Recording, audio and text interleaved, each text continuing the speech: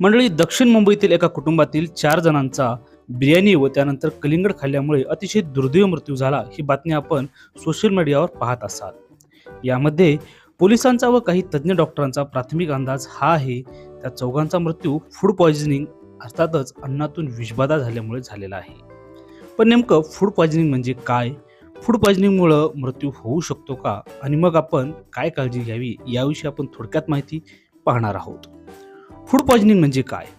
आता बऱ्याच लोकांना असं वाटतं की फूड पॉयझनिंग म्हणजे अन्नामध्ये विष पॉयझन असतं आणि ते अन्न खाल्ल्यानंतर विषबाधा होते, तर तसं नसतं. फूड पॉयझनिंग म्हणजे तुम्ही जेव्हा कुठलाही खराब शिळा अन्न खाता, ज्यूस पिता किंवा एखादी फळ खाता, तेव्हा त्यामध्ये काही ठराविक प्रकारचे रोगजंतू असतात, ज्यामुळे ज्यामध्ये काही बॅक्टेरिया जीवाणू असतात, काही व्हायरसेस विषाणू असतात व काही पॅरासाइट सुद्धा असतात.